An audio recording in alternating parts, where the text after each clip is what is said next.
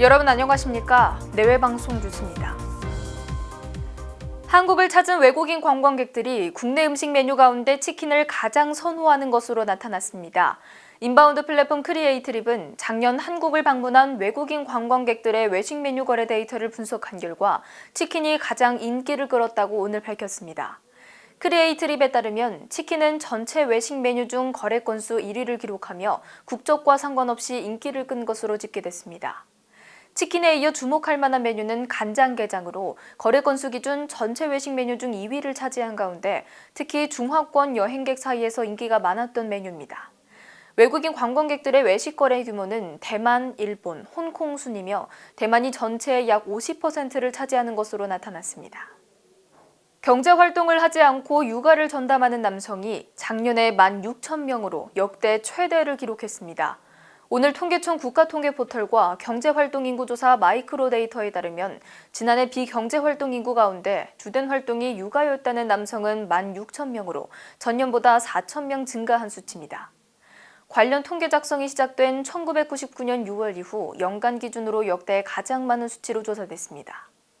아울러 육아 남성은 10년간 3배 가까운 수준으로 늘어난 가운데 육아를 전담하는 남성의 증가는 배우자 육아휴직 제도가 확대되고 남성 육아에 대한 인식이 확산된 결과로 풀이됩니다. 연령대별로 보면 40대가 8,400명으로 절반 넘게 차지하며 가장 많았고 30대가 4,600명으로 그 뒤를 이었습니다. 오늘의 간추린 뉴스입니다. 뇌 컴퓨터 칩을 인식한 환자가 생각만으로 컴퓨터 스크린에서 마우스를 조작할 수 있게 됐다고 일론 머스크 테슬라 최고 경영자가 밝혔습니다.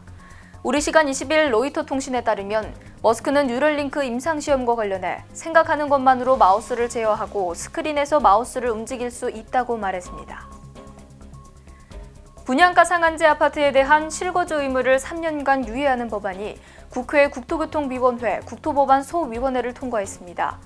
국회 국토교통위원회는 오늘 오전 국토법안 소위원회를 열어 이 같은 내용의 주택법 개정안을 의결했습니다.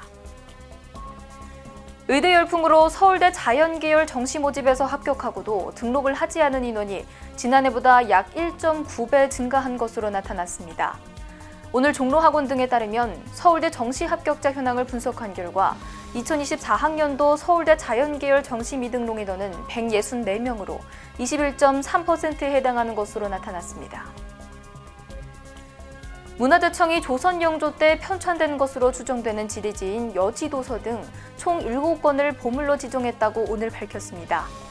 문화재청은 현존 유일본으로 편찬 당시 55책의 상태가 비교적 온전히 유지되고 있어 희소성과 안전성도 갖추고 있다고 평가했습니다. 빠른 뉴스 행복을 주는 내외방송 차이스더입니다. 안녕하십니까, 차이스더입니다. 내외방송의 더 많은 영상을 보고 싶으시다면 오른쪽에 있는 구독하기 버튼을 눌러주시기 바랍니다. 알림 설정까지 완료하시면 영상이 올라오는 즉시 확인하실 수 있습니다. 저희 내외방송을 시청해주셔서 정말 고맙습니다.